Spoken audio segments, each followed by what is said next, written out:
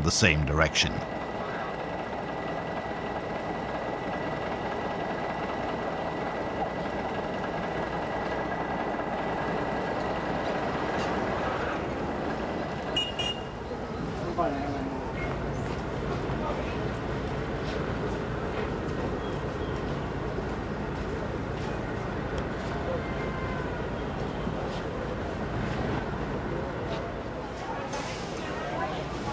There's extremely strict rationing, even in Havana.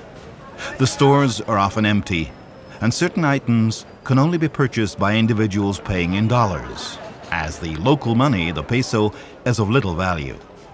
The capital's inhabitants have gotten used to stocking up in the black market.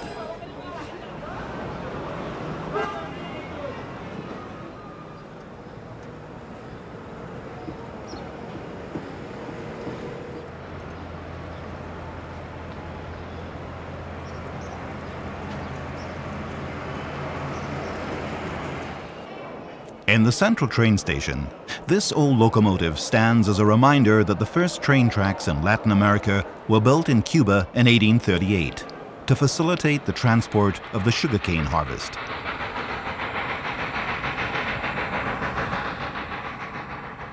Today, Cuba is the third largest sugar producer in the world, but even this economic claim to fame has begun to grind to a halt. The island's production has decreased 50% since 1989 due to lack of fertilizer, gasoline, and spare parts for the Soviet-made machinery. The equipment is no longer repairable, and there are virtually no investors.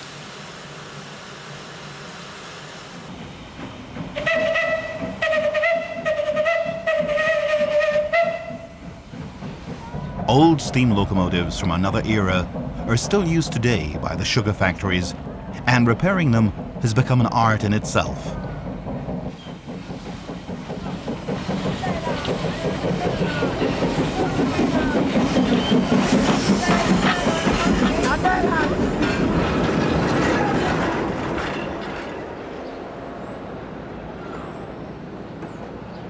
Today, the long-forbidden dollar is the island's economic backbone, especially in Havana, where only those paying in greenbacks can get enough to eat. There are only three ways of procuring the valuable currency: by working in the tourist trade, working for a foreign company, or by having an uncle in the United States. The coveting of American currency has created a new separation of the classes, especially in Havana. There are the haves and the have-nots.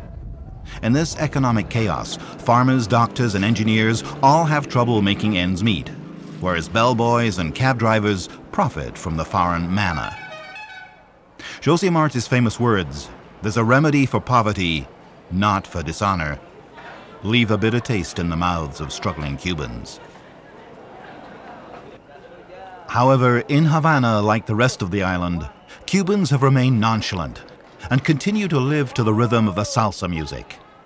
The tropical atmosphere, rum, and legendary Havana cigars all contribute to the festive mood which is found in the streets of the capital, though punctuated as it is by power blackouts.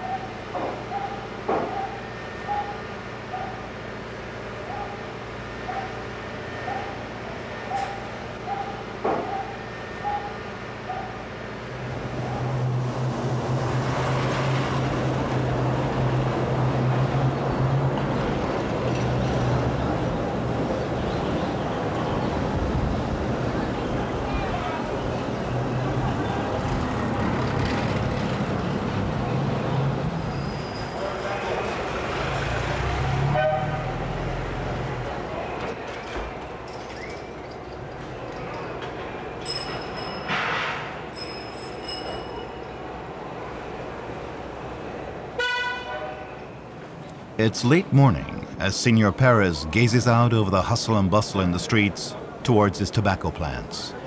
He knows a lot about tobacco. He makes his living in tobacco.